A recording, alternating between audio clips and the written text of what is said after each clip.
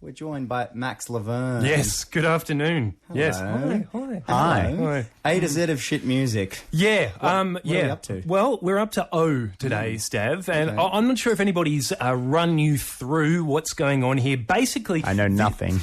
Basically, this segment is a safe place where we work through some of popular music's more horrific offerings. So, over the last few months, we've made peace with bands like Nickelback, Insane Clown Posse, Blue Juice. Jeez, that's hard to do. Those three are some of the worst bands the world has ever seen. But today, we're getting our catharsis on with probably the most punchable band in existence. You would not believe your eyes if 10 million fireflies lit up the world as I fell asleep. Yeah, I was like loving that though. yeah, you're in the zone. It's an awesome song. Like it's really, I remember all the Fireflies bits, and he's a good producer. It's Owl City with one of their many direct rip-offs of the Postal Service. It's offensive, isn't it? But look, you know what? Saying that Owl City sound like Postal Service feels only slightly less obvious than saying Italian football players are dicks or BP's CEO is a dick. Wolf So Mother instead sound of- like Led Zeppelin, for example. So instead of saying it, I'll demonstrate it by literally playing Owl City's Fireflies and the Postal Service's Such Great Heights at the same time. This is good. You would not believe your eyes if 10 million fireflies lit up the world as I fell asleep.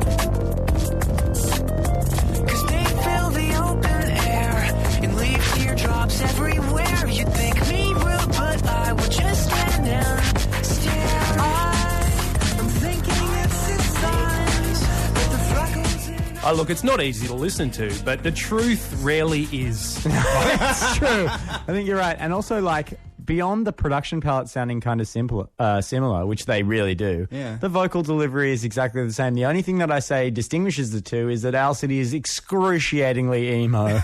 Oh my God, it's Well, emo. you know, that's not much of a distinction. Not much of a distinction there. Look, some people might say that heaps of shitty bands make a living by ripping off others. If it wasn't for Nickelback, there'd be no Hinder. And if it wasn't for Creed, there'd be no Nickelback. But all those bands are just doing what comes naturally to douchebags. And fair enough, because I think we can all appreciate that drinking moonshine whiskey with your sister in total silence could get a teeny bit awkward. So they play guitars, and that's what happens. It's organic. But there is nothing organic about this. 'Cause they fill the open air and leave teardrops everywhere. You'd think me rude, but I would just stand and stare. Actually, there's literally nothing organic about that. I'm not sure that song wasn't recorded by some diabolical machine. It's a robot guy. It's an emo robot guy. He is the emo robot guy. But look, my point is, it takes real effort to sound that much like the Postal Service. Even their frontman, Ben Gibbard, has to warm up to being that nasal and cutesy. And you know what? He was great at it. To this day, no one does breathy dork with an arts degree as well as Ben Gibbard. And after the Postal Service's only album, Give Up, came out in 2003, he sat on that shit for 6 years. And then he got off the pot to marry Zooey Deschanel, curse him, and that's when this random Christian with a stupidly precious stage name swooped in. 'Cause I get 1,000 hugs from 10,000 lightning bugs as they tried to teach me how to dance. A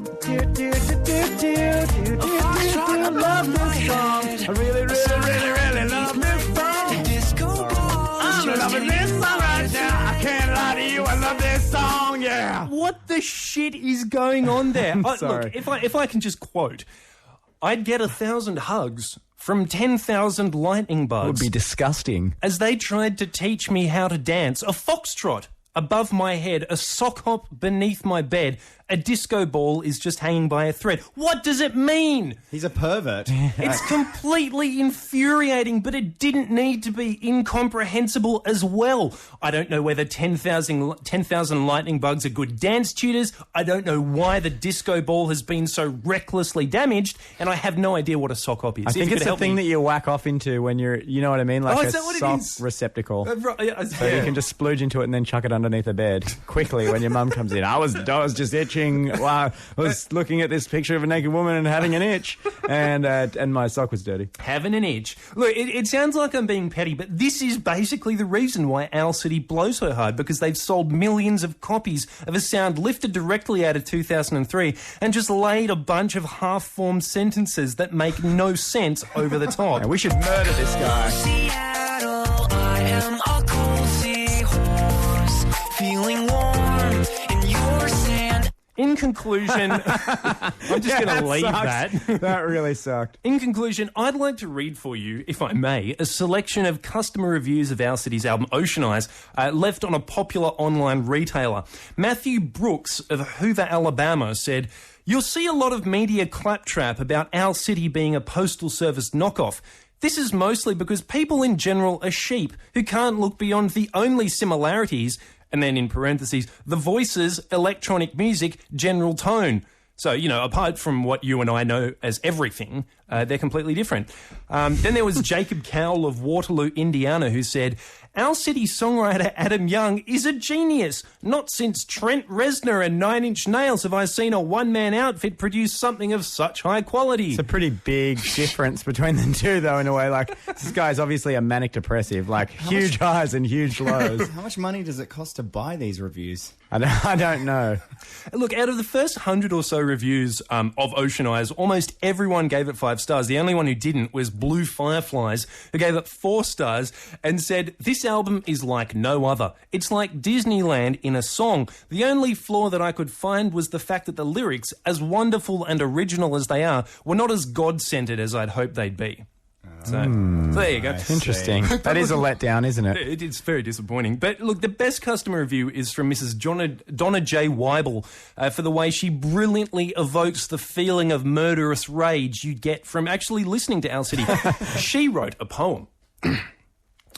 "His G-rated music has a bubbly A+ rating, and anyone with ears should have no problems relating. You can taste the emotions heard overhead of the airplanes above you as you lay dreaming in your bed. You'll be in a techno world that's just one blink away as you hover around the mist. You won't know what to say.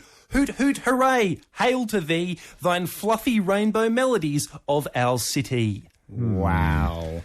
29.5 million hits on MySpace. There you go. for Number 1 Fireflies. in the US for that song. Wow. Thank you so much, Max. Yeah, I have to go now. That's Max Lavenza. Yeah, you've Hey, depressed the hell out shit of me. music. Just came in, punched you right in the face, and then left. You're listening to Stav and Jake. The doctor is away, unfortunately.